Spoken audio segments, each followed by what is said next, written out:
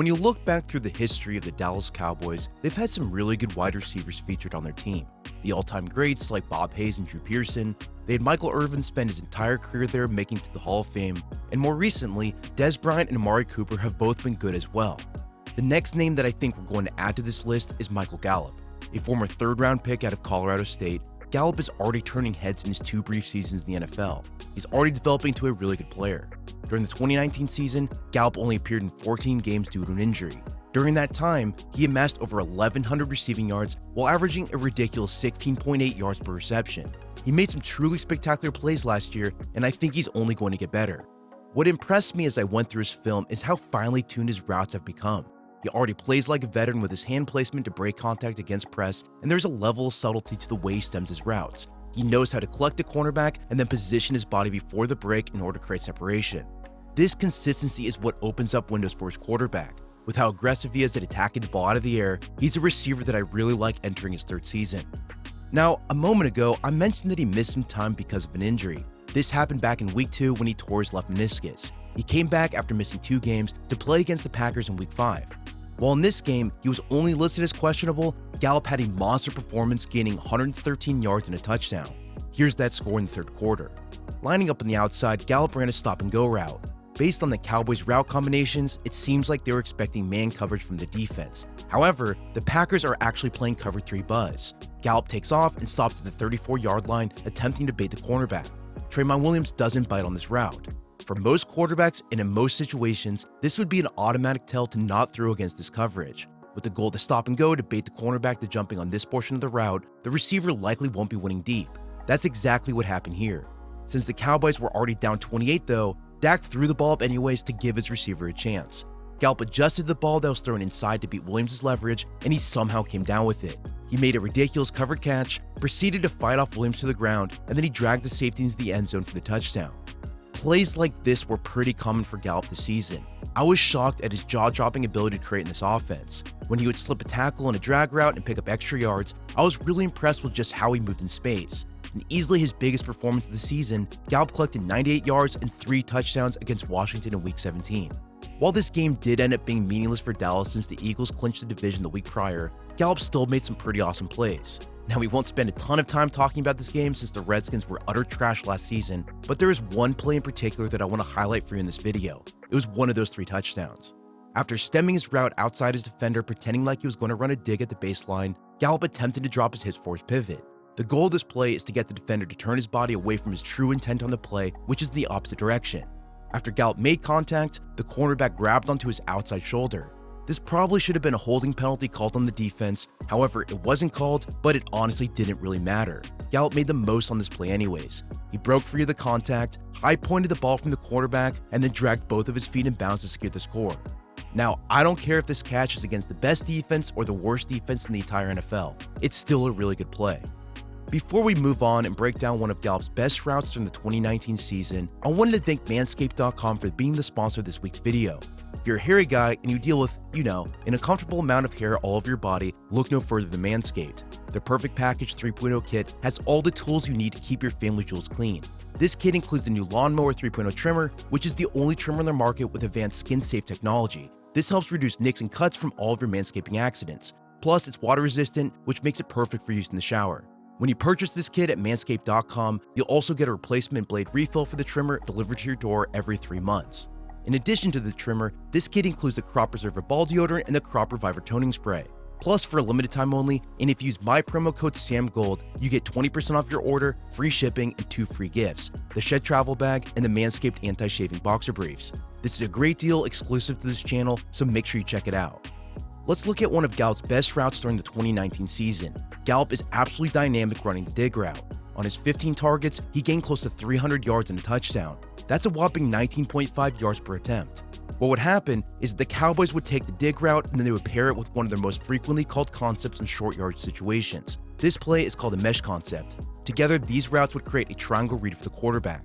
For Gallup, it comes down to the way he stems his routes. He's really good at creating the two-way go at the top of his stem while leaning to his defender to create leverage before he breaks. Versus the Lions in Week 11, Gallup ran this out of the slot. It was 3rd and 4, and the Cowboys were running a combination of a mesh and mills concept in order to pick up the first down. The mesh concept, which features 2 crossing routes at a depth of 3 to 5 yards, is great against man coverage. Usually, it's used to create a natural rub, opening up one of these receivers underneath for the quick first down. Meanwhile, the Mills concept is great against zone coverage. Some also call the Mills concept the pin concept, as it's a combination of a post and in route. What happens is that versus a 2-high safety zone defense, think cover 2 or cover 4, the in or the dig route will bait the far safety into jumping on the crosser. This is what opens up the post. Meanwhile, against single high safety defenses like cover 3, the dig is often open because the post pushes the deep safety backwards. This is what creates a gap between him and the linebackers. In any of these coverages, cover 2, cover 3, or cover 4, if the linebackers don't get proper depth, this route concept is very dangerous. In this play, Matt Patricia accurately predicted the Cowboys were going to run mesh. The lines doubled and even triple covered the crossing routes on this play. Since there is no safety help deep, Cooper on his post, Gallup on his dig, and Witten on his out route on the right sideline are all run against solo man coverage. The post and in become Dak's primary reads based on this fact. Dak sees that the defense is frantically covering the mesh underneath, so he looks at the Mills concept. He knows that neither receiver will deal with bracket coverage since the Lions are focusing on the crossers. Also, since the Lions only rushed 3 on this one, Dak has plenty of time in the pocket. What's fascinating is that both Cooper and Gallup had their defenders beat on their routes. Cooper had a full step on his defender and trail, while Gallup had way more than that versus his cornerback. If this was 2nd and 4 or a less crucial down and distance to keep the drive alive, I wouldn't have blamed Dak for taking the shot deep to Cooper. Regardless, Dak made the smart play on this one and threw it to his wide open player. Let's run through this play one more time and look closely at Gallup's route and why he was so open. After the snap, Gallup squared up to his defender and dipped his shoulder to establish inside leverage on his cornerback. At the top of his stem, Gallup dropped his hips to cut parallel to the line of scrimmage. Instead of drifting vertically, he stayed square on the 50-yard line, and that's why he was so open. This is how he gained 22 yards on this play. While that last play was a great example of a dig that he ran correctly, throughout the 2019 season and even dating back to his days in college, Gallup has a habit of drifting on in-breaking routes. This habit caused him to run into issues against tight man coverage. It allows a cornerback to undercut his route. If he maintains the horizontal instead, he would close the door and offer a much easier window for his quarterback. Now, something I mentioned in my video on Dak Prescott was that Dak has a habit of putting the ball behind his target. You combine this with the tendency by Gallup to drift up the field, and this led to contested catches even after his release created separation. He needs to flatten his routes a bit more after he breaks, and this will open him up for easier gains. Speaking of catching the football, the one major thing I noted about Gallup after tracking all of his targets from the 2019 season was that he has a huge issue with drops. I showed this image in my last video on DK Metcalf, and Gallup has the same exact problem. He dropped 13 passes on his 79 catchable targets. That's a 16% drop rate. He led all Dallas players, and if you look at wide receivers with more than 50 targets, Gallup had the 3rd highest drop rate in the entire NFL. If you increase that filter to 75 targets, Gallup moves up to the #1 spot. This is obviously not good. What's interesting is that Gallup made some pretty awesome catches last season.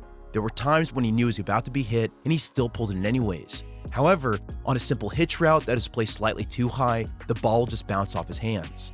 To me, this feels like an issue with concentration. I feel like when he puts in the extra effort to focus just to make the catch in the first place, Gallup has a very high potential. But like what I said before, when it was a routine opportunity, he sometimes just let it slip by. I think this is the reason why he dropped so many passes last season. The final thing I have to say about Gallup is that he really needs to work on improving his footwork on vertical releases. He struggles at running go and fade routes when he faces man coverage. When he runs slants, digs, or out routes, he has a nice ability to cleanly break away from his defender. Gallup is awesome at running these routes. He does a great job of jab stepping, and he usually angles his body to fully lean into his opponent in order to create leverage on the play. He also does a good job of targeting defender head-on and off-man coverage in order to create the two-way go in the first place. However, when he was asked to release vertically on a simple go or fade, his footwork rarely created natural separation. It's just something he's simply not good at. When he runs a fade comeback versus man coverage, I can spot him running this route a mile away. He takes the same 2 delayed steps, and then he attempts to win with straight line speed down the sideline. He doesn't use any other move to create the needed hesitation. When you look around the NFL, the best receivers out there will combine both horizontal and vertical elements of their releases. This is what allows them to win off the line of scrimmage. There's no horizontal element for Gallup for a large portion of these routes. What kills me is that this footwork is unlike the rest of his stems. This is what makes it so incredibly obvious and why it's pretty much a guaranteed tell for the defense. Here's an example versus Janoris Jenkins in Week 9. All Jenkins has to do is be patient through his release. He's watching Gallup's hips, and as soon as Gallup is finished with those first 2 delayed steps, Jenkins knows to just open his hips and turn down the field to run with him. This play is covered perfectly. Jenkins then puts his hand on Gallup's back. He then looks back towards the quarterback when he senses the receiver's about to break, and he completely shuts down this play. Here's a second example from the same game. You guessed it, it's another vertical route up the sideline. Jenkins once again knows exactly what route Gallup is running, and he shuts it down with ease. He watches Gallup's hips and those first 2 delayed steps, and that's all he needs to know. Yes, the ball was overthrown on this one, but even if it was placed a yard or 2 short, Jenkins was in position to break it up. On these type of routes, I want Gallup to add some sort of horizontal deception. I promise you that the moment he does, this route will instantly get better. Overall, there's a lot to like about Gallup, especially in this offense. With Mike McCarthy taking over as head coach, expect Dallas to run the slant flat concept over and over again on early downs. This is one of his favorite play calls back with Aaron Rodgers, and the Cowboys have the exact personnel to run in here as well. Put Gallup on a slant on these plays, allow him to run a dig to attack the center of the defense, and tell Dak to throw him the ball repeatedly. He's going to be open, allow him to make plays. Next season, the Cowboys will have one of the best sets of receivers in the entire NFL. Re-signing Amari Cooper to a monster deal, drafting CeeDee Lamb in the first round out of Oklahoma, and with Michael Gallup developing to a complete stud, the Cowboys have become an even more dangerous team. I expect very big things from this offense next season. Well, that's all I have for you in this one. My next video will be on Mecole Hardman, so make sure you subscribe and keep an eye out for that. Also, if you support me on my Patreon, my fantasy football rankings are now available in the link below. If you want access, all it takes is just a $1 donation, and I'll gladly update those rankings all summer long. Until next time, take care of yourself, and you can follow me for my latest updates on Twitter at Samuel R. Gold.